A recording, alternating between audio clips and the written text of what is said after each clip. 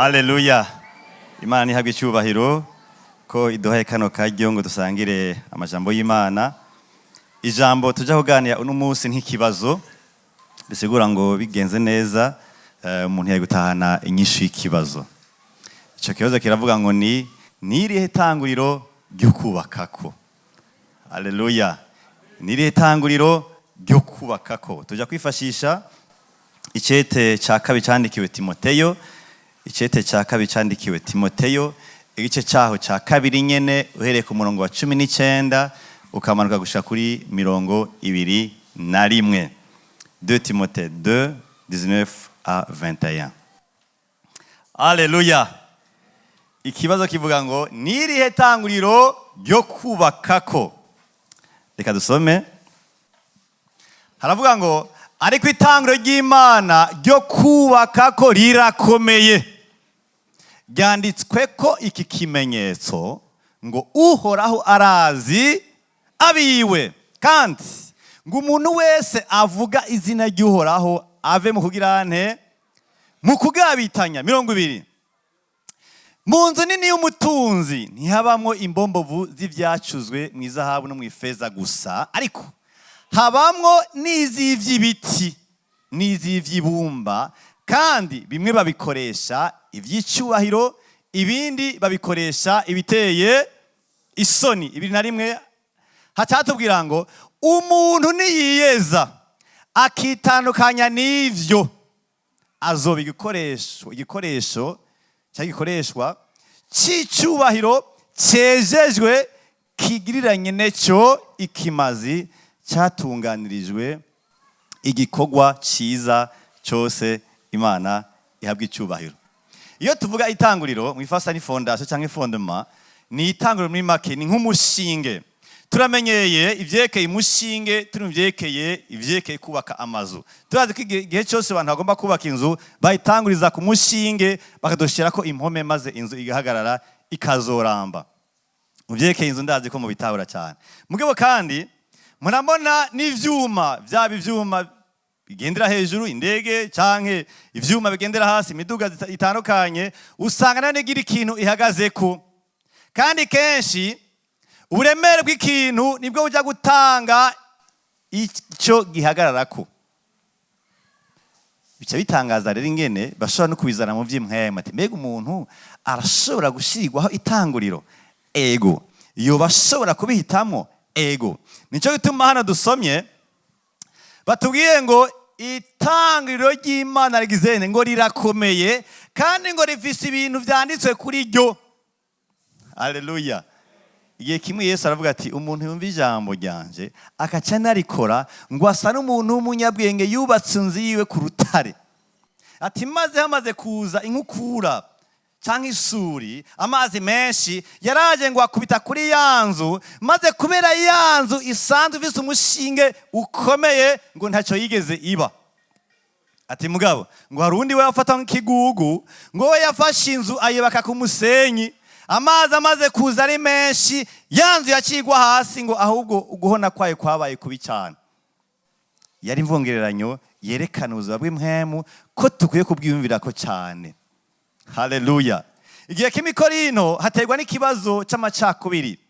Amacakubiri adahagaze vya politike, muga hagaze ukuntu biyumvamwo abarongozi babo. Ico gihe Paulo yari yahakoreye, Petero arahakorera, hamwe na Apolo barahakorera. Maze ishengero ribamwo imice itatu. Umwe akavuga ngo jewe ndi wa Apolo, uwundi uti ndi wa Paulo, uwundi uti ndi wa Kefa ariwe Petero.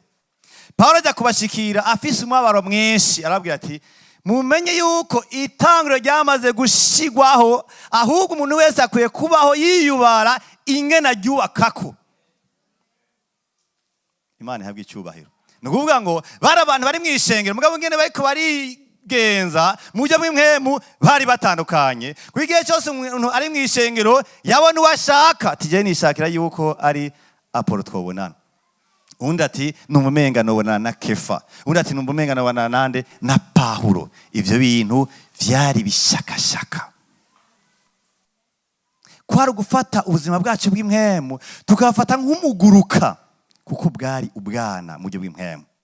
kwari ukugendeshwa n'ibishobisho. Kumbure Kefa ngira yagurana amahera abantu, ati burya ni umurongozi muzima kabisa. Kumbure Paulo yafise ukuntu agenda atelefona abantu igihe cyose, ati uwo muntu arakundana cyane. Niko ndibaza asubwa ngo Bibiliya ivuga. Mugabe cyatuma bumva bari imice itatu bakibagira Kristo cyari kihari kandi bari bacakiye mu buryo bw'ibishobisho. Ati mukwiye kumenya ingene mwaka kw'Itanguriro mwakiri ari ryo Kristo. Ati mumenye yuko yaba jewe Paulo ndiko ndabandikira, yaba Kefa, yaba Apolo, bose sibo bateye imbuto. Imbuto ni Kristo Yesu baje kuvomera bisanzwe. Imana ihabwe icyubahiro. Haleluya. Ibintu rero by'Itanguriro buryo bw'inkemu naho tumenye ivyekeye ivy'amazu birashoboye ikintu bitwigishije mu buryo bw'inkemu. Ugiye kuraba ku isi ni bake badasenga. Nta giharo mfise cy'abantu bavuga ko batemera Imana, ntaco nzi ku rugezo rw'isi yose. Mugabe ico nzi ico naho twofatira ngahi wacu ha muri Afrika. Abantu barasenga. Kandi kubera guteye imbere mu gusenga, ubu hageze ahantu imiryango yose ifise ivyumba vy'amasengesho. Amashuri hose barasenga. Amashirahamwe yose arasenga. Ni gake ushobora gusanga ahantu bavuga ngo nta Mana twemera cyangwa ntayo dukeneye. Barasenga. Kandi bose bavuga Yesu. Iyo bagira kugira accident hoho bavuga Yesu. Hagize ikibazo gitera umuryango ati tabaza Yesu. N'umupfumu nabwiye ubutumwa bwiza ejo yambwira ivya Yesu. Yesu rero bari kuba muntu kundi. Ni Yesu nk'izina, si Yesu nk'umukiza. Yesu ni kintu abantu barondeye ngira ngo bashaka kwinyegerezamwo. Bakumva kumenga ibishobisho byabo biragendewe. Bakibagira Yesu cyamuzanye hano ku isi. Hano hantu Timoteyo yararongoye hari hagendewe n'abakozi b'Imana batandukanye mugabo ni mutuzitizo uko bazanye inyigisho zitarizo. Ati byo kuzuka byaraheze. Ati mu isanzwe hagiye ukijijwe biba biheze nta byo kuzuka bizosura kubaho. Hari witwa Fileto, witwa Humenayo, bari abantu banyengetera mu mazu ngo cyane cyane y'abakenyezi. Nimumwita amakofi niko birivuga. Bakaca bagenda ngo bagafata abantu bose kwizera guke, bakabazana mu kwizera kutariko maze bakava kuri Kristo Yesu. Cyane cyane ingeso zabo zikaza ziba izitarizo. Ariko wari karabikosora abandi karabwira ati mumenye kw'Itanguriro ry'Imana ryo rirafise ukuntu rihagaze. Ni nkaho umenga ni capa mwibarabara. Ni capa kivugenda ibintu biteza kugenda. Kiriko ibintu bikuru bikuru ngo Uhoraho arazi kandi ngo abantu bose bikwita imbere bamusenga bakwiye kuva mu kugabitanya. Haleluya. Nta budasenga n'abapfumu barabanza gusenga imbere yuko baragura. Gusenga siyo kwerekana urugezo rwawe rw'impemu. Gusenga siyo kwerekana yuko wemera Imana. Ahubwo ikiri mu gusenga, icyo uvuga usenga, icyatumye usenga, cyo cyerekana ko by'ukuri kumwe n'Itanguriro ry'ukuri.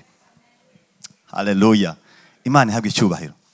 Hano hantu hari inyigisho ikomeye yerekana ngo Uhoraho arazi abiwe kandi kwaza abiwe abikubita imbere yiwe bama bapfukamye bishika bakanarira bagafata n'indwi y'amasengesho bakaduga hagati mu gihugu gusenga. Abo bantu bakwiye kwiyumvira ngo dukwiye no kuva mu kugabitanya.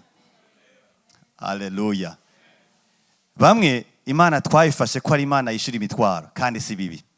Mugabo bigarukiye ngaho Imana yamayishuye n'abanyabyaha. Bamwe tuzi ko ari Imana iturinda nivyo, mugabo kandi n'abanyabyaha irabarinda. Haleluya. Ariko kandi muri byinshi tuzi ku Mana hari ikiza imbere ya byose ngo Uhoraho arazi abiyo. Nijyari Uhoraho azokumenya, nijyari Uhoraho yakumenye. Cyo ni kibazo kwibaza. Nayo ubundi Imana urayizi. Murazi ko n'igihe twiga kuri birete haba hari kwikuru ya rorije. Nta gishasha umuntu agomba kuzanira. Gusa umuntu abigutondekere basi. Ivy'Imana urabizi, wakuze wigisha gusenga, imirongo urayizi ku munwa no ku mutwe. Nta kibazo ngahe Burundi twakuze twigishwa gusenga. Natariko byangendeye. Ariko Ijambo ry'Imana rivuga neza ati naho bose basenga hari ibintu akwiye kwiyumvira. Uhoraho arazi abiwe. Haleluya. Abiwe n'abahe? Bibiliya iravuga ngo yaremye bose kandi yaje muri bose. Ngombwa si bose bagize nte? Si bose bamwakiriye, ariko bamwakiriye bajya nyene. Baba bake baba benshi bajya nyene nibo biwe. Nabo yivyariye muri mpemu. Haleluya. Sabazi ko ari wabariraruwaye kuko yama yazirishe. Sabazi ko ari ukiza ingwara yama yakije ingwara. Sabazi ko atanga ubuzi yama yabutanze. Sabazi ko akiza umubabaro w'umutima yama yakije n'abatase ndi kubera urukundo rwayo ntirugira imbibe. Ariko abamenye Kristo, abihanye mu nyonga ziwe, abamenye umugambi uri muri Kristo bakihana. Ijambo ry'Imana rivuga ngo yaciye abavyara ubwa kabiri acika se wabo. Apana wonkere mugabo. Tuvuze se wabo simvuze umwavukana na mama wawe canke na papa wawe. Ni kwera ari benshi. Haleluya. Imana ihabwe icyubahiro. Igihe kimwe Nikodemo araza kukagoroba ko yari umuntu ahambaye cyane Yerusalemu byekeye inyigisho z'Imana n'amateko y'Abaroma. Avuga ati je hamwe nogenda ku murango nogira ikibazo. Acaza ku mugoroba ati Yesu, nukuri ibintu ukora nta muntu ashaka kubikora kiretse ava ku Mana. Yesu ati kwemera uremera, icyo ubuze nturavuka. Ati nukuri ndakubwire, iyo umuntu atavyaho ubwa kabiri mu mazi no muri mpemu ntashobora kwinjira mu bwami bw'Imana. Ati byo bigenda gute gasha ko nshaje nosubira mu nda ya mama nkasubira kuvuka? Ati oya, ikivyaho n'umubiri mwaka ivyaho ni mpemu. Urazi ariko umutima uracapfuye. Ivyo uzi biraha ntibirashika ngaha. Umunsi wo kwemera kuvuka bwa kabiri ukizera icanzanye, kuko n'ivyo uzi bitekanya jewe, kuko ivyagezwe usomye neza vyaratekanye mukiza ari we Mesiya. Ati cyubuze ubuzivuka naye mvyuzi sibike n'ukuri. Ati kivyaho n'umubiri kivyaho ni mpemu. Haleluya. Haleluya. Abiwere Yesu avuga n'abantu impemu zabo zavutse ubwa kabiri. Bacishireko gatoya muri Tito 3:5. Ingene havuga ngo Imana ikiradukiza. Kuwa kane hatubwiye ku murongo wa kane naho utari hajya bavuga ngo ariko ineza y'Imana n'urukundo Imana ikunda abantu bimaze kuboneka. Haleluya. Unamaze kubona izuba iyo rije mu gatondo nka 12:15 ngaha haruguru mu misozi ihanamiye igisagara cya Bujumbura. Mwijoro ntituba tubona izuba, ariko mu gatondo riraseruka kuko tugiteze. Ngo ineza y'Imana urukundo Imana ikunda abantu bimaze kuboneka ngo ikirabakiza. 5. Ngo ibakiza ngo itabakirishije ibikorwa byo kugororoka bakoze. Ngo mugabo rero ngo ibakirisha nk'uko imbaza ziri, ngo ikabakirisha ukozwa, guhumanurwa, kubaca kuzana ukuvyagwa ubwa kabiri, ikabakirisha guhindurwa na mpemu yera. Haleluya. Ikintu twamye twibagira ni uko umuntu areme mu uburyo butatu, afise ibice bitatu bikuru. Arafise impemu, arafise umushaha, akagira n'umubiri. Haleluya. Imana imaze kurema Adamu mu Itanguriro 2:7 baratubwira ngo imaze kurema imukuye mu mukungu iramuhagarika ngo ikimuhumekera mu mazuru yiwe ngo acakika umuntu afise ubugingo guhera ico gihe. Ubugingo bwaje mu muntu buzaranye na mpemu. Haleluya. Nico gituma Adamu yarashobora kubandanya agaragaza Imana hano ku isi, kuko ubugingo bisigura uko Imana imeze. Mugabe inkuru mbi nuko byaciye bigenda nabi, icyaha kiraza hano ku isi gituma ubugingo busohoka, hasubira kuza urupfu umwana w'umuntu. Haleluya. Data arihweza ino singe n'abantu bangana. Murazi ko bavuga ko bariko bararenga imiliyaridi 7 z'abantu. Abo bose ugiye aho baba naho bakuriye n'umuco wabo bafise ingene bavuga Imana. Bamwe bagira hano ati none nitwoja hamwe ko dusenga Imana imwe. Ariko ni Imana imwe iyihe? Ni Imana isengwa gute? Yesu avuga ngo ndaza abanje nabumvise inkuru yari kiravuga mu Rutana ejo na hirya y'ejo n'uno munsi banayivugwa kiravugwa na hano. Inkuru ivuga kuri Yesu yuko abapfuye bishwe n'icyaha bashobora gusubira kuba bazima babihawe na Yesu bwiwe. Bamaze kwihana mu nyonga ziwe bitubwira ngo baca buzwa, baca bakubaka ibyo bakoze byose bagasura mu bucuti bwabo n'Imana. Nicyo bita kuvuka ubwa kabiri. Haleluya. Imana ihabwa icyubahiro.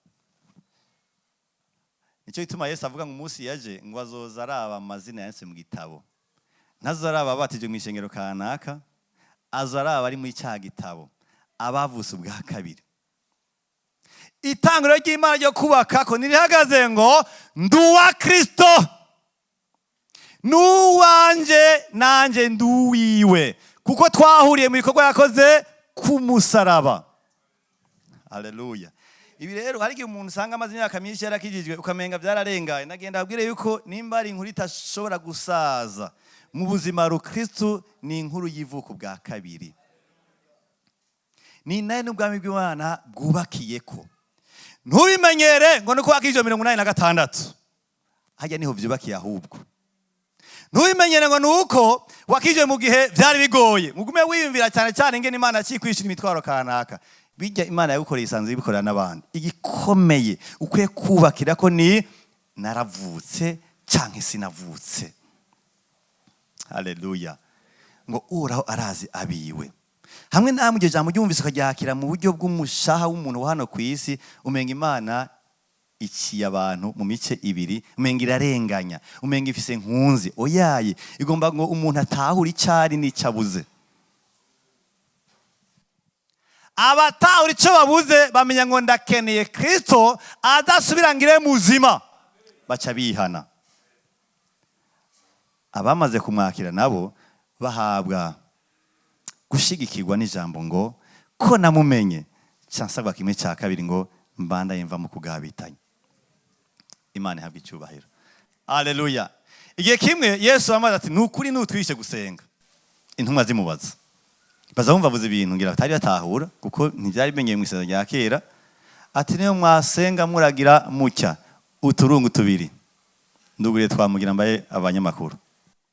Niyo mwasenga muragira mucya dawe wa twese uri. Ati ibyo bintu Mose atigeze avuga ko ari Imana ari data. Aburahamu ntabivuze, bija kubwiba twebwe abarovyi bejo bundi tukifise n'akamoto ko kukiyaga. Yari karabategura ingene ubucuti bwiye kuba hagati y'umuntu n'Imana ari ubucuti buhagaze ku vyago bwa kabiri. Niyo mwasenga muranga ati dawe twese uri mu ijuru. Data agiye kuba data uko bazokwihana zoba kuvuka bwa kabiri agacika se. Haleluya. Imana ihabwa icyubahiro. Ni ukuvuga ngo itanguriro ry'Imana ni nk'ahantu umuntu yoba yazimiye agasanga icapa kivuga ibintu bibiri gusa. Uhoraho arazi abiwe. Musanzwe icapa iyo kije kirakuzimurura, kirakwereka nyine ugishiraho ikiri ku mutima wiwe, kirakwereka ahantu n'ingene hangana. Ati burya rero ni ku metero 150 hari ibitaro vyitwa uku. Ivyo bitaro bifise icibwe kivuga ngo kubagira neza ni umwitwarariko wacu. Ugenda uzita abantu nabamenye baritwararika umugwayi kandi bari ku metero 150 kandi mumenga ni ibitaro vyitirirwa ishengero kanaka. Ugenda wabamenye. Nico gituma icapa c'Imana cyangwa itanguriro ryayo rirafite ibyo byanditseko. Tumenyeye itanguriro rihabwa abantu cyangwa amazu. Mugabo kandi Imana niyo hantu hamwe yita itanguriro, ahandi kavuga yuko nari rifise itanguriro. Hano ho bivuze ngo irarifise. Riri imbere yayo. Niho isuzumira ibintu. Niho yihwereza ibintu. Uyu muntu ndamuzi canke sindamuzi. Biravuga mu bihe bya nyuma cyane cyane igihe Yesu azoba aje gutora ishengero ko hari abantu azovuga ati none ndakubaze wewe ntuzi ko twasenda abadayimoni mu izina ryawe? Ntuzi ko amadayimoni yaca bugufi mu izina ryawe? Yavuze ngo vaho mwabakora ibizira mwe kuko ntigeze. Ikibazo ni kumenywa. Ikibazo ni kumenywa. Muziranye n'Imana gute? Intango y'akiza kawe ni iyihe? Ubwo iyo ubonye Imana ubona data cyangwa ubona Imana muri rusange? Iyo urondera hageze kuri haruwaye, hageze kurondera umutahe, hageze gukira indwara, hageze kurondera gutsinda urubanza muri sentare, ubwo saho urondera Imana gusa. Ariko abarondera Imana nka data, abarondera Imana nka data bivyara imigenderanire itagendera cikagurika yamaho, nahoza isuri cyangwa urushana, nahoza amakuru mabi cyangwa kivutu, kuko bazi data wo mwijuru. Abo bantu ivyabosha birashimangiye nko mwisima, kuko Imana ari data wo mwijuru. Imana ihabwa icyubahiro. Haleluya. Aba bantu bahumenayo na bafileto bari bateye ahantu Timoteyo yararongoye, nabo ntibabwiye ivy'Imana nk'uko. Mugabo icyabigaragaza nuko ivyabo bari babizi mu mutwe gusa. Mbega birashiga umuntu akamenya ivy'Imana mu mutwe gusa? Ego cyane. Murazi ko igihe kimwe hari abantu bagiye kubona ahantu amadayimoni ari karasara, baca bumva ati Pawulo aravuga mu kwirukana amadayimoni, avuga ngo kuri mu izina rya Yesu vayo. Baca bagenda bafata abantu bari kumwe n'amadayimoni ati mu izina rya Yesu mwe Pawulo avuga vayo. Zisha zibasimbirako. Pawulo muvuze turamuzi, na Yesu muvuze turamuzi, ariko mwe muri bande? Zibasimbirako, zirabatahura ko impuzu bavaho batagira n'ingene binyigiza n'ingene bambara kandi gashambara, kuko bagiye gukora ibintu bataringizwamwo na mpemu. Ntibari bwavuke, ntibasha gukorana n'Imana. Imana ibiturinda. Nta gukoresha izina wumvanye umuntu, koresha izina ryakuvyaye bwa kabiri. Nta gukoresha amasengesho wumvanye umuntu, koresha amasengesho avuye mu bucuti ufitaniye n'iyo Mana yawe. Haleluya. Ubakira kuri Kristo, wamenye ko ari umukiza w'isi kandi wakiriye, kandi ibintu byose ukora, wiyumvira, ukora, utegekanya, byose bishingiye kuri we. Niwe utazoba umunyedini. Abantu bose nabivuze barasenga, amadini aruzuye ku isi. Hari n'abavuze ati ngaha mu gisagara cya Bujumbura bageze ku 800. Tuko turagira ahantu urupangu rwose ruzoba rufise ishengero.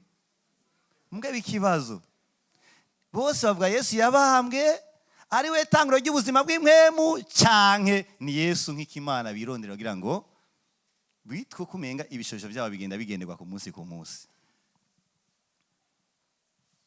Bigenda gute umuntu mu kwizera kwe no mu kwatura kwe ati Yesu si umwami kandi si umukiza w'isi. Mugabo hagize accident igiribe, imodoka ijuragiritse mu ibarabara, ngo Yesu. Kubera iki? Nuko hariho Yesu wo ku munwa na Yesu wo ku mutima, ariko biragahera mu izina rya Yesu. Imana ihabwa icyubahiro. Itanguriro ryo kubakako, icambere kiranga ni itanguriro rihagaze ngo Yesu yaramvyaye bwa kabiri. Ya ndirimbo ngo ndacibuka umunsi Yesu yagirana, wa munsi Yesu namwemerera ko ari we Mana yanje, nivyo nezererwa cyane. Umufumu twaganiye yarambwiye ati jewe bya Yesu ndabizi, kandi jewe abakozi b'Imana bose barangiye, nabwiye ko ibintu ndimwo ari byo, je sindagura ibya Yesu ndabizi. Ati none Yesu wamumenye ryari? Ivyo ukora wabitanguye ryari? Ati ibintu nabihawe n'abavyeyi. Ati wahawe ingabire? Ego, iyo ngabire iva hehe? Iva ku Mana, iva ku badayimoni kanaka. Ati jewe Imana yampaye ubumenyi kugira ngende afasha abantu. Tahubura gowe urikora igikorwa c'abadayimoni. Iyo Yesu yagere umutima w'umuntu amuha ingabire za mpemu, ntizihagaze mu bivugutano, zihagaze gukoresha ingabire Bibiliya ivuga mu ijambo ryayo. Haleluya. Itanguriro ry'ijuru, Imana irabiramwo abantu bose, ivuga ngo ndakuzi cyangwa se ndakuzi.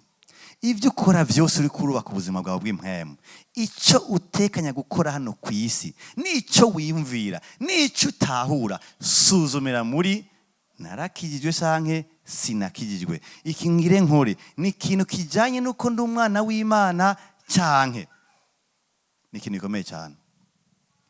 Haleluya. Nico gituma muntu uri hano ufise ugukeka kutarakira Yesu nk'Umwami n'umukiza w'ubugingo bwawe, ntumve hano utamwakiriye. Aho nahere kuwukeka. Hari n'ubizi neza, abizi atagukekere no kurota rose yo birota ati genda umunyavyaha. Uyu muntu agenda atakira agakiza, ntarengana ubugingo bukora atangwa ku buntu mu gihe Yesu ataraza gutora ishengero, kuko umwanya n'umwanya bishobora kurangira. Après midi birashobora kuba, dusohotse tarashikira ku ikaburimbi birashobora kuba. Aho n'igihe haje wewe ubwiwawe ushobora no kurangiza uno munsi naho utagwaye muri kano kanya, kuko uburyo uzogenda ntibuzwi. Nico gituma bivuga ngo niwumva ntukomantaza umutima n'ubu nyene akira Yesu ihane, kuko ibyo bikurakora birababaza Imana. Imana ihabwa icyubahiro. Ibintu byo kabene data, itariki ya 11 mu kwezi kwa kane 2009 narapfukamye ndavuga ati Imana, uko mbayeho ntacyo bipfana n'ijuru, icyo bipfana ni kuzimu, kandi se naremwe ni kuzimu, naremwe nawe Mana. None birambereye kubandanya ndi muri ibi, akaburegwe ubusambanyi, ubukuraguza, ubupfu butandukanye bugenda mu byumviro bya no mu ngiro zanje, ibi birahwanye n'ijuru. Ndavuga ati ndahonye, ndapfuye, ndarangiye. Imana ndungikira abantu barambwira ubutumwa bwiza, ndihana, ndamanika amaboko, ndavuga ati ndakiriye agakiza mu izina rya Yesu. Haleluya. Imana ihabwa icyubahiro. Ni ukuvuga ngo itangiro ry'umuntu, ry'ubuzima bw'impemu ku muntu ritangwa n'ivuko bwa kabiri. Nuko mpemu asunikira ubugingo muri mpemu wawe, kubera yuko wemeye kwihana no kwizera. Imana ikagira mushasha, ugaheza ugasoma cya cyapa cy'Imana ngo araza biwe ariko naye ndi muri bajya azi. Haleluya. Imana ihabwa icyubahiro. Icya kabiri kiri kuri icyo cyapa canke iryo tangiro ry'Imana kivuga ngo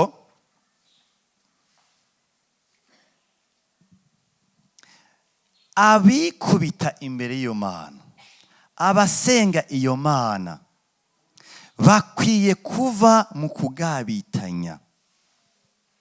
Mu bisanzwe ikintu gishaka kuranga umuntu w'Imana ni ingeso ziwe. Inacho Adamu yatakaje mu itongo rya Eden. Hari igihe umuntu akizwa ukamenga akizogira kore, ukamenga afise umutwaro w'ibikorwa vyiza hano ku isi. Nivyo ukora kuba vyiza ni vyiza, mugabo kandi bikwiye kuba ari ingaruka z'ubucuti butaniye n'Imana. Ati iryo tangiro ry'Imana riri clair, riri solide, rirahagaze neza, riri debout. Rivuga ngo ko wamusenga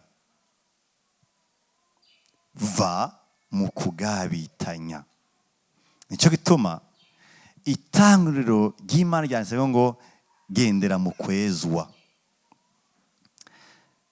Icyo maze kubona, maze kumva n'abantu, ni kubera nuko icyaha gikozwe n'ubukijijwe kiragora kwihanganira. Mugabe icyaha gikozwe n'umupagani katwa hagiye utanashavura. Umunsi umwe umuntu yantwaje umuzigo, ndamuha amafaranga kandi yari kunsubiza amahera menshi, sabonaga yarantwengera agenda uko ntiyansubije. Candabaza bari impano ry'umuntu muramuzi ngujya twarahebye twese. Ndavuga ati Imana imuhezagira, kuko yamye cyangwa gihwanye n'igiti afise. Ni umugwanizi, n'ivyakora ni ibyo mugwanizi. Mugabo iyo bishitse umuntu w'Imana akagukorera icyaha cyangwa ikibi, simuze ntimuze muharire, mugabo ndazi ko banza gutangara cyane. Hamwe na nibaza none ya ndirimbo kumenga hora rimba neza, kumenga hora yigisha neza, kumenga ahora avuga ibintu ku masitati ashyirako ibintu bya Yesu ashimwe. Ibintu bimufashe kayemwe bivuye hehe?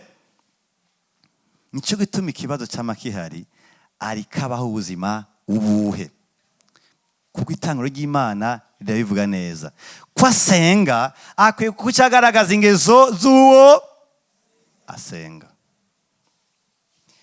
Iyo hatabaye kugaragaza ingeso z'usenga, kumbure gusenga kwawe ni ukwikuramwo ibikubabaje. Nico gituma itanguriro rivuga ngo wewe usenga ukwiye kwiyumvira kamere k'Imana usenga. Kenshi iyo dusenga tuzibona Imana nk'Imana iza kutwishyura imitwaro. Ndakeneye ko indwara mumfashe gusenga, ndakeneye kino kintu kwito kirengane. Ego wamurasenga, turasenga, turatanga imitwaro kandi muware muyitanga uko Imana irishura. Sinje kubaca intege mugabo kandi biraryoshe iyo ukwera kw'Imana kumanuke muri ya masengesho ukaja gushikira ku mutima wawe, uko kwera kwawe ukaja kugusanga mu rugo, mu kazi, muri bisi, ahantu hose ukorera ikintu cyose Imana guhamagara hano ku isi, ukaca ugaragaza ingeso z'Imana. Imana ihabwa icyubahiro. Haleluya, haleluya. Imana ihabwa icyubahiro. Icete cya mbere cyandikiwe Yohana, cyanditswe na Yohana igice cya 3:71. Hatubwira ngo abo nkunda, imitima yacu iyo itadutsindishije turashira ubwoba imbere y'Imana. Tumenyeye abantu benshi ubu ikintu bakora, barafashe wa murongo uvuga ngo kirazira guca urubanza rucira mwene data. Icyo kintu gikoze ko ngo uncira urubanza nkande wewe. Abantu bose icyo kintu barazi ni droit, ni ikintu kibaho menga uburenganzira bwo kutagira ikintu ubavuze ko. Nusanze ariko arakora icyaha kigaragara pana cy'umwikeko, uncira urubanza nkande wewe. Niko bimeze. Mugabo kandi hariho umuntu udashobora kwitandukanya nawe, yitwa wewe nyene. Wewe ntakwagiriza agutumiriza ku Mana ngo umutima wawe iyo utagutsindishije uca ushira ubwoba. Bisigura ngo hari igihe ugutsindisha. Iyo ugutsindisha ukubwira ati none ejo ntuzaho waraye, ibintu bariko baravuga ejo ntubizi. Igihe kimwe bariko baratanga ubuzi bwo kwandika hari kera by'amasezi, bariko batunganya amatora, hama rero umuntu umwe aratsinda araronka akazi ko kwandika, acambwira ati je rero nta mwanya mfise, genda wumve ko banshize muri wo ko ndazi ko mava ndonka, uce witaba kw'izina ryanje, uzocikora ikiraka tujya tugabura amafaranga. Yayimbwiye ku telefone, numva ko umenga mbwiye icyaha, mugabo hari inkomezi yaziza mu mwanya wa mbere, ndawingene uvuga oya, ca ndagenda kw'izone ngaha mu Gihosha, nsanga wa muntu nihari, ndabona ko kwidirisha ariko ndavuga ati none by'ukuri rirya zina ryiwe niryo nitwa, oya siko nitwa, aya mafaranga arakenewe, ego ndayakeneye, ariko none hamwe wonyaka akaranga muntu noca mvuga gute? Ndavuga ati ibintu iyo bija hose harimo icyaha, naho nkenye harimo icyaha. Kandi rero aya mahera arabishe, ariko arangura mu buryo bw'impwemu. Ibishobisho byane ko ndafatwa nabi, impwemu yanje ngenda ikoresha ibyitaremewe kubera amafaranga 175,000. Ndamanuka hariho ruwanje ngaha, hari kera twazigira vendredi, nja ngaha kuri radio Maria bukebuke niyumvira, none witwa Jamari wewe? Nkamanuka intambwe kuyindi, witwa Jamari? Oya sinitwa Jamari. None witwa Jamari? Oya. Mugabo nkumenga biragoye kumutelefona. Candaza ngaha. Nutumbira hirya niho nicaye. Baraturongoya muri ruwanje nkaduza amaboko amenga ngaha harimo nk'ibiro 100 ngaha. Nkaduza amaboko bikanka. Ndahubwire. Candasohoka gatoya nkumega barantelefone, candandika ka message, izo WhatsApp ntizaye bwaze. Jama nk'umwana w'Imana bijye navyo nokora. We Chandaza amaboko yanjye yacika yafise igarama rimwe, ndabana n'ijuru, presence y'Imana iramanuka kuko nahinduye ikirere, nihanye ngire nkore igihwanye n'icundi ko nariko ndasenga kandi nakijijwe. Nta kuntu cyangwa urisha ubugingo bwanje kuri sase butanze nk'imiri franc Burundi, atari na dolari basi. Mugabo ni yari menshi ntakwiye kukugura, kandi yari menshi ku muntu higa mu wa mbere. Mubimenye neza kuko sinari nk'inzoga, harimo ibirato n'impuzu, kandi ndenganye kuri aveni wo giti asa neza, mugabo kandi hari mu icyaha. Abo bikubita imbere bakwiye kubona icapa c'Imana cyanditse ngo nibave mu kugabitanya. Imbere y'Imana ntidukwiye kuhazana ikindi atari umutima wacu. Iyo nashize imbere Imana ndayirabira cyane cyane, nkayiraba mu byo cyane cyane nkorera, mba mfise umushinga atari wo. Nicyo gituma bamwe iyo Imana ifashe ikintu bari bayisenze ko yobaha ikakirindira amezi 3, isanga barakotse, isanga bamwe batagisenga, isanga umenga ahantu bagiye baratura ibitari byo. Ati murasenga iyo Mana, je nibaza yuko ivyo wanje itavyumva. Je nibaza ko Imana niba inkunda bino bintu ariko vyemera ko bimbako. Ni kubera wubakiye ku Mana ihezagira. Hama n'umuhezagira ucuha insiguro itari wo. Umuhezagiro ni iki? Nuko uronka abana, nuko uronka akazi keza, nuko uronka urugo rwiza. Ivyo nivyo n'umuhezagiro. Mugasiga umukuru, umuhezagiro ni kwakira Kristo Yesu mu buzima bwawe. Haleluya. Nicyo gituma tubona abantu nk'intumwa bagiye barafatwa nabi n'ubwami bw'Abaroma, mugabo kubera mwema ari muri bo batigeze bemera kugoka. Igihe cyose bafata nabi bama bahaguruka babandanya ubutumwa bwiza, ntibigeze bakora icyaha. Nta numwe tubona yagotse. Mwabwira abantu mviza rero nukuri ibintu Yesu yadusizemwo yaciye aduta, ntitwari tuzi ko bizogenda uko nagasaga, ahubwo barabandanya kandi bari bafise ibyo batera bitandukanye byo tuma bakora icyaha, ariko ntibigeze bagikora. Haleluya. Identite y'umukristo ni narakijijwe ndiko mbaho gute. Hajya umuntu wese akijijwe yamarika arakora ikibazo, yamarika arakora ikibazo. Twe tuzi ikibazo gikomeye ubu ni cya leta cy'u13 cy'abantu benshi kibatera ubwoba kuko kiba cyateguye neza n'abantu babimenyereye. Ariko nagenda abwira umukristo yama mu kibazo cy'ingene yigenza. Ari muri bus baguma babona, ari mu rubanza baguma babona, ari ahantu bamuhaye ijambo baguma babona, ari ahantu bamwubashe baguma babona, ari ahantu batamwubashe baguma babona, ateye imbere baguma babona, aciye mu igeragezo baguma babona. Kandi ibyo babona nibyo baca bagenda kubamwo mu nyuma. Imana ihabwe icyubahiro. Haleluya. Itanguriro ry'Imana rirabivuga neza, abo bikubita imbere y'Imana bave mu kugabitanya. Haleluya. Imana yacu rero yamigomba ko tuje imbere yayo tugira ubucuti nayo, kuko kwera kwayo kwamanukiye muri twewe nyene hakaca ubucuti budasanzwe. Nico tuma Yohana avuga ngo iyi imitima itagutsindishije, itakwibukije ibyo wakoze, itakwibukije kugira iry'amahera sase butanze nk'emire atari gwawe ngucushira ubwoba. Mugabo igutsindishije uzokwikura ku rubanza biciye mu kwihana. Nico gituma hamwe twaba tumenga iyo turi turasengera hano kanaka ngo ntabwo itabwa Imana bwari buhari. Ntabwo ari buhari. Ni wowe wabuzibiye. Uje uva he? Mu byino byawe hari yiki? Angaje muri kurategura muri ndwi nizihe? Hari igifungu wazananye nikirahava. Cyo hava wihanye. Ikibazo si warongoye indirimbo, ikibazo si wigishije, ikibazo ni wewe. Kubera ingene usanzwe uri kurabaho. Hari ibintu vyaje birazana plafond ku buzima bwawe. Amajambo avuga guhera ku wa mbere gushaka ku murongo kw'Imana n'amajambo apfuye. Aho muganira n'abapfuye ukaciza ngo uje kuruhuka kwa Mungu, korali dufashe. Korali nishaka gukura aho uri kiretse wemeye kwihana mu nyonga za Kristo Yesu. Presence y'Imana tuzi ko izabana korari, tuzi ko izako habaye ubuvugishwa, oya ntiva hajya, iva mu kwihana kwawe.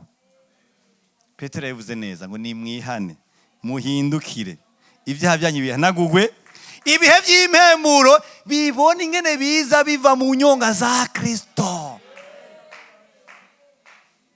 Imana ihabwa icyubahiro. Iriyo byatuma abantu bafunzwe ataco bazira nka ba Paulo na Basira bari ahantu hatoroshe, badafite umwidegevye n'umubiri no guhagarara, bumva ko bohamagara Imana kandi bakumva ko bari connecte n'ijuru, kuko hagati yabo parafo nta yari ihari, hariho ubwiza bw'Imana. Niyo byatuma Stefano akubita ibuye irya mbere irya kabiri, ariko akirabira mwijuru ati nuba hari ntibazi ico bakora, kubera hagati yabo n'Imana hari umusaraba kandi nta cyaha karagenderamo. Imana ihabwa icyubahiro.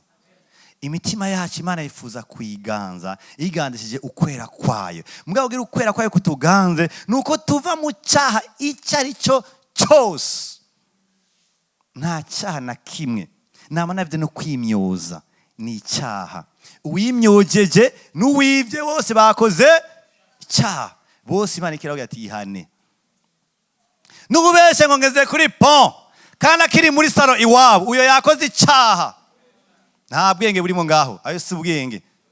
Aho yasi ubwenge ahubwo uri kurononekara cyane. Nta cyaha na k'Imana yigeze yemera. Kandi Imana ntigeze ivuga icyaha kinini na gitoya n'abantu babizanye. Tuje dusanga umenga hari ibyaha vyemewe n'ibitemewe. Mbega hagiye umuntu avuze ngo singwaye kandi agwaye ntabakoze icyaha. Sa? Avuze ngo singwaye kandi agwaye ntabakoze icyaha.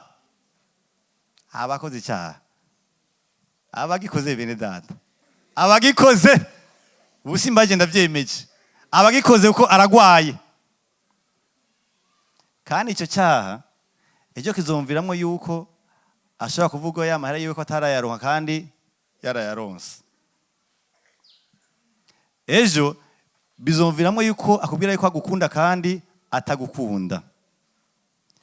Ibyaha bizogenda birapangana bibe byinshi umutima wawe gushikaho atacyaha utinya kiretse kigaragara. Igarabana atinya ibyaha bigaragara gusa. Ibi byose bidashobora kubona. Yesu abanza kuja ku ruhande. Ariko Imana idufashe. Nimba ukeneye kumenya abansi bawe, nagenda abwira umwansi wawe kandi nta nundi ahaba n'icyaha na Satani akomokako. Ntusegwana n'abantu nakaranya nka ntanyemera, bareke bajya abantu. Bajya sibo. Nigana n'icyaha kija kuva ku nyifato cyo gukora muri abo bantu batakwemera. Haleluya. Abo bantu bikubita imbere, abantu basaba, bama muri ruwanje, bama mu maserire, bama mu bikorwa bitandukanye, basenga. Abo bantu ntibave mu kugabitanya, kuko ubuzima bwabo buhamagarirwa kugaragaza ukwera kw'Imana. Imana ihabwa icyubahiro. Umuntu umwe araza arambwira ati je n'ukuri umuntu yarigize imisaza kudushengeza muri wacu yambwije ukuri. Bari abantu bari mu kibazo cyo kugwaza umuntu, hama barondera umukozi w'Imana umwe arahaba mezi menshi abasengesha ababwira ivya Yesu. Atarabwira ati mbiza rero jewe sinzogaruka ngahi wanyu mudakijijwe. Turabona acaragenda kandi ntiyagarutse, mugabo basigarana ikibazo. Tone bagabo none ibyo bita kwizwa nibiki tubikore dutse. Bacamusara programme acaza arambwira ati je vraiment nkeneye nsigurire ibyo bita kwakira agakiza, kuko umukozi w'Imana yagize iminsi adufasha yambwiye ngo ntazogaruka iwacu tudakije ko twagumye mu vyaha. Canamusigurira ivya Yesu kandi yaciye akizwa kandi muri kumwe ngaha. Haleluya. Barasenga, bari bamenye ko Imana arigira neza ishobora kubakiriza umuntu wabo, ariko kandi ntibagomba gutanga ubugingo bwabo. Imana idufashe. Imana tuyishikanira imitima, ntituyishikanira ibikorwa kanaka. Batubwiye ngo mu nzu y'umuntu ntihabamwo ibyacuzwe bifise ubwoko bumwe. Hariho iby'inzahabu, hariho iby'ibiti, hakaba n'ivyo ibumba. Ati umuntu niyiyeza akitandukanya n'ivyo, ntabiyumba ntabigiti, ngo uyo ngo aca akora igikorwa, ngo acaho umuntu ngo yejejwe kandi ngo yiteguriye gukora igikorwa ciza cose. Kenshi umuntu yama yumenga Imana ico yikorera kandi si bibi ni vyiza. Mugabo nagenda abwire gukorera Imana kwa mbere bivuga ngo niko kwemegwa nayo, ni gukorera Imana uhagaze ku ngeso zawe, atani ingabire nimwe irakugaragara ko, atani impano nimwe urakoresha. Igihe wishikanye imbere yayo nk'umuzuke, kugaragaza ingeso za Kristo, uriko urayikorera ko ubuzima bwawe bukora yiha icyubahiro. Haleluya. Nawe utabuze ingabire yawe, nawe utawurigera ugurira n'ikaye imwe umwana w'imfuvyi, ukaba atangabire nimwe urigera wibonako, ukaba ariko baho ubuzima bugororotse buyigaragaza mu rupangu, buyigaragaza mu kazi, uriko uragaragaza Kristo Yesu kandi ariko arabinezererwa cyane. Tito Petero yavuze ngo mugire ingeso nziza kubo hanze, kugira ngo naho basanze bavuga nabi uko mutari, ngo baze bashima Imana kuri wa munsi bagendeye. Ibagendera ryari? Hajya bariyumvira, barakora ingene wigenza, barakumva indirimba uvuza, barumva ingene wishuye aho mukorana, barumva ibiganiro mugira, barakumva. Hajya iyo batashe baravuga ngo urya muntu n'ukuri ni umuntu w'Imana, nta wundi muntu uva nubwira ikibazo canje n'uriya. Urya niwe yompanura nkumva, kuko ndumva ko Imana imaze gushinga imizi muri yo. Kubera iki? Ariko abaho ubuzima bugaragaza Imana mu kwera kwayo. Haleluya. Imana ihabwe icyubahiro. Imana yacu tuyishikane imitima igororotse, ntidushire imbere ingabire cyangwa ibikorwa, dushikane imbere Imana imitima yacu. Haleluya. Imana ikeneye umutima, ntikeneye amaboko. Imana ikeneye umuntu azarondera mu nyonga hayo, ntikeneye umuntu azarondera amaboko yayo. Imana ampezagira, ego ntimvuze oya, irashobora guhezagira. Mugabo biraryoshe uje kurondera umutima w'Imana kugira munywane, hama nayo mu bwigenge bwayo eze iguhezagira. Haleluya. Imana uyishire iminwa, uyishire umutima. Kenshi umuntu ariko arategekanya amasengesho avuga ati Mana ndifuza ko iyi minsi tunoba atake namwe kimvange niko nasenga, kandi ni vyiza cyane. Hamwe na hamwe ukaca wemeza kumenga indicator ko vyagenze neza nuko uzosenga udahakatse. Mana gitandare kizima, gitare kidateka. Umuntu akagwiza amajambo menshi. Hama kwera amajambo zana ama emotion, ibishobisho, uzava bibaza ngo bigenze neza kora yuko warize. Kumbe orije n'ikibazo, ntiwarije n'ubucuti ufitaniye n'iyo Mana. Ariko umutima urondera mu nyonga ha Kristo. Uvuga ngo Mana, umwabaro ndawufise by'ukuri sinawuhakana. Ndiko ndababazwa, ndiko ndacugwa ufuni na buhoro. Umutima wanje urafise umwabaro, ariko iconze ico ndifuza ko ubanza kubahwa muri ibi ndiko ndacamo. Ndifuza ko mishurira ikintu wifuza gukora ukoresheje ibihe ndiko ndacamo. Ndagomba ko bino bintu bizorangira pastor mako nishiwe, mugabo kandi ku izina ryawe ryamenyekanye. Kuri Imana itigera ihunyiza ibintu byabaye bizi, ibi niko biramba kurabizi. Hari ikintu wifuza ko biba, iko birigisha haba jewe canke abankikuje. Haleluya. Imana intuyishira amajambo menshi, ahubwo tuyishire umutima uyisukako, umutima wemera ubumana bwayo. So turagaragaza ko ari Imana tugomba gukorana nayo mu migendere idasanzwe. Haleluya. Icyapa cy'Imana, itanguriro ry'Imana birahagaze neza, birerekana umuntu iyo bimutumbereza avuga ngo narakije canke sinakijejwe. Mbega data tubanye gute? Ndamubona nka data, nk'umwana nanjye kwita imbere ya se. Ubucuti bwanje na data buhagaze gute? Ikintu cyose nkora ndakibona ko niko ndayikora nk'umwana akorera data. Nimba ari ego ni amina, nimba atari ego urafise kwihana. Hari n'ababwirwa ati nturakizwa ugenda ukijijwe. Mugabo kandi twe twakijijwe ubayeho gute? Aho nta bintu biriko birakonona, nta bintu biriko biricuza bwawe bw'impemu, vyagiye ahantu bikaba umuryango uguriwe satani, kuburyo satani asigaye agufise, akubuza ibintu biriya, akakubuza amara, akakubuza umunezero, icyayi gahina gafata ikibanza mu buzima bwawe. Nimba ari ivyo urihana. Haleluya. Imana ihabwe icyubahiro. Itangwa ryo kubakako ni Kristo, kuko Kristo ari wavyara ubwa kabiri umwana w'umuntu, mugabo kandi ari we ntumbere yo kubaho kwacu. Imana ibahezage cyane gose. Turashobora kuvyaguruka, turashaka kuvyaguruka aho turi, ngomba guhera ku bantu bakeneye kwakira agakiza. Kwakira agakiza si kwinjira mu baporoti.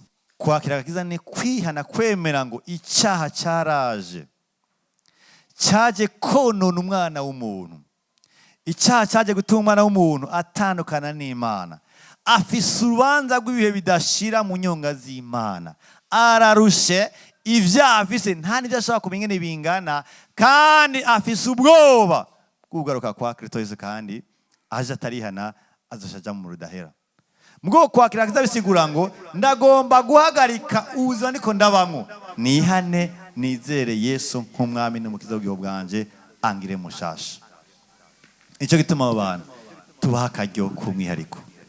Uri hano wakira agakiza nimba utarakakira, turagusaba ngo uduze ibiganza byawe dufashanye. Turagusaba ngo wakire Yesu, kuko Yesu agushaka, gukunda, arondera umutima wawe. Nico gituma ndagusaba ngo uduze ikiganza cyawe kuno, uduze ikiganza cyawe kuno, wakire Yesu nk'Umwami n'umukiza w'ubugingo bwawe. Kenshi abantu baribaza ati none harakwirikira iki? Harakwirikira impanuro ujya guhabwa. Mugabo icyo bamenya cyo bisaba kwihana no kwizera. Ivyo ni bikuru, ibindi n'indero mu yo impemu birabandanya. Data arashaka umutima wawe. Data arashaka umutima wawe ko aragukunda. Data aragushaka, uduzigana cyawe tufashanye gusenga.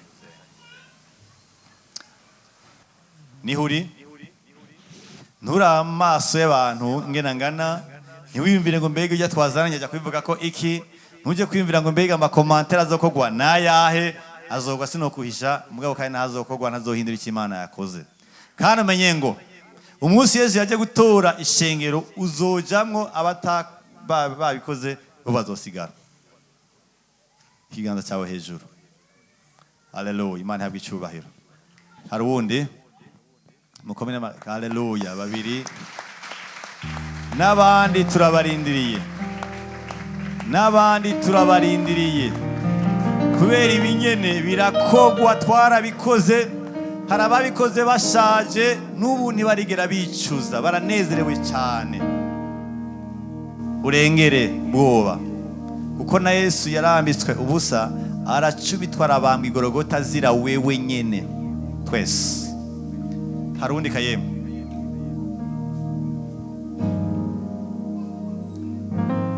Haleluya. Katubasabe protokoli bafashe gushika hano, dufashanye, mubakomere amashyi cyane, mubatere intege.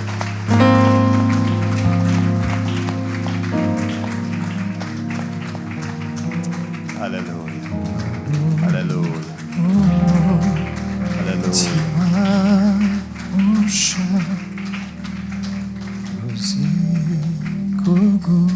Dusabe Pastor Pio abafashe kwakira agakiza. Haleluya. Abandi dushaka kuvyaguruka.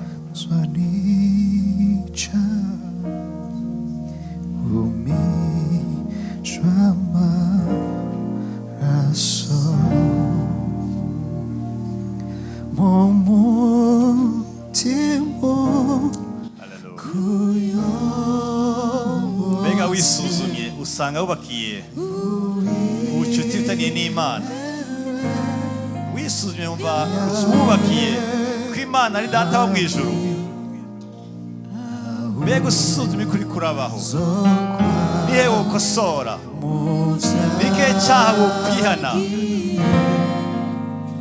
Mbega umutima wawe n'umutima w'Imana biriko biranywana. Mana turaguhaye icyubahiro cyose, tangura gusima Imana, ushimana ko yakukijije, ushimana ko yakubohoye. Mana turagushimiye kuri Imana nzima, turagushimiye kuri Imana yo kwizera ibihe byose. Mana turagushimiye ko duhaye ku byago bwa kabiri turi bazima kubwo kwizera Yesu we wabambwe ku musaraba. Mana duhaye guharirwa ibyaha byacu, uduha ku byago bwa kabiri, uduha kugira ubuzima bushasha muri wewe. Mana ntushigwe hejuru byose Mana. Yesu ntushigwe hejuru Mana. Turaguhaye icyubahiro ku ijambo ryawe tumurikiye Mana.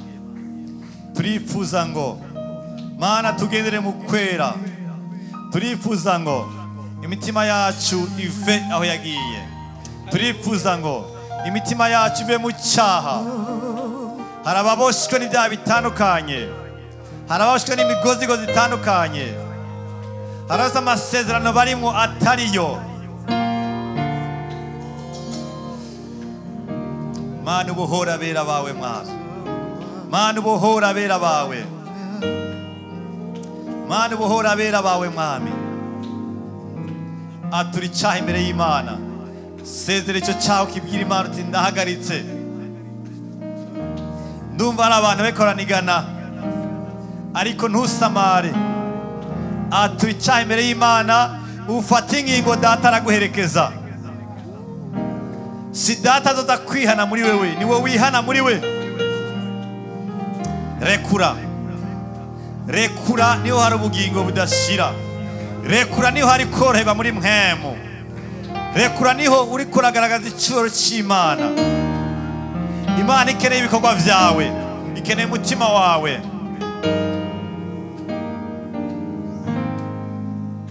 Mana ndaguhaye icyubahiro, Mana ndaguhaye icyubahiro. Turasenga ngo Mwami muri kano kanya umuriro wa mpemu w'Imana, umuriro umanuke muri kano kanya, utongore icyitwa icyaha mu izina rya Yesu. Umuriro wa mpemu w'Imana, umuriro wake mu buryo budasanzwe mu izina rya Yesu. Yesu nushigwe hejuru Mana, Yesu nuganze Mana. Ndirukanye imyuka mibi yose yafashe ibishosho by'abera, ndirukanye imyuka mibi yose yafashe Mwami ama emotion y'abera, ndirukanye kubaho gutandukanye mu izina rya Yesu.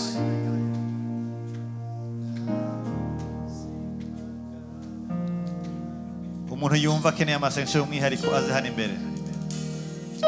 Umuntu yumva akeneye gusenga kugira ngo hari ikintu byanse ko arekura, aze hano imbere tumufashe gusenga. Turakeneye kuvavanura n'icyitwa icyaha, turakeneye kwirukana ikitava ku Mana cyose, turakeneye gusangangura itanguriro ryose ryubatswe mu buzima bwawe ritava ku Mana.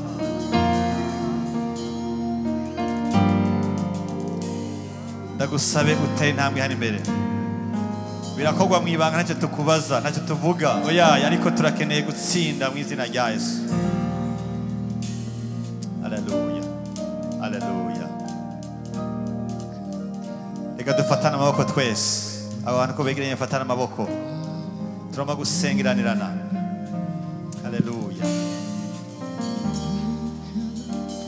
Tugiye gucagura umugozigozi wose, tugiye gucagagura umugozigozi wose. Urasengera umuntu wese ari buryo cyangwa ibubamfu mu izina rya Yesu. Turasenga twese, usenga uti ndasenga nirukana ukuba gutandukanye kubera, ndasenga nirukana ncagagura umugozigozi wose mu izina rya Yesu. Tangura gusengera mwene data. Mwami turaguhaye icyoro cyose Mwami, turasengera mwene data Mwami, ukuba gutandukanye, ukunesha gutandukanye, nirukanye, ndacagaguye isi ya Satani baya mu izina rya Yesu. Muri Imana wake mu buryo budasanzwe, rekura muri w'Imana wake. Turacagaguye imigozigozi yose, imigozigozi y'uruhendo rw'icyaha, imigozigozi ihagaze ku byiyumviro. Umuriro utongore, umuriro wake, umuriro usangangure mu izina rya Yesu.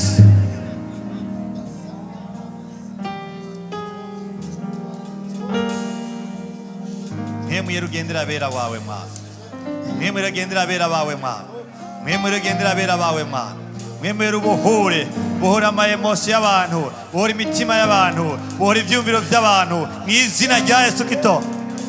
Mwami tanga inkomezi zo kurekura ibyo basezeranye, ibyo basezeraniwe, bohora abera baboshwe mu buryo butandukanye mu izina rya Yesu, ababoshwe n'amakontra, ababoshwe n'amapromese atariyo mu izina rya Yesu, ababoshwe n'amangajima atava kuri we, rekura mu izina rya Yesu. Uri Imana yo kwizerwa Mana, uri Imana yo kwizerwa Mana.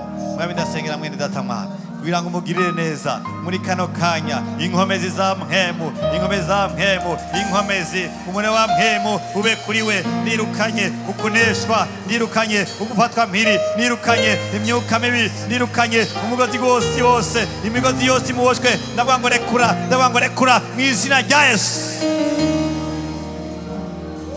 Ubuzima bw'impemu butembe, ibihe by'impemburo bimubeko mu izina rya Yesu. Mwemera mubeko, mwemera mubeko mu buryo budasanzwe, mu buryo budasanzwe. Mwemera tongura, irukana ikitaguvako, irukana ivyumviro bidapfuye, irukana ikintu cyose kitakuvako kiri mu vyumviro, ivyo yabonye, ivyo yumvira, ivyo yasezeraniwe, ivyo yasezeranye, ikintu cyose kimuriko kitakuvako kiburi kibanza mu izina rya Yesu.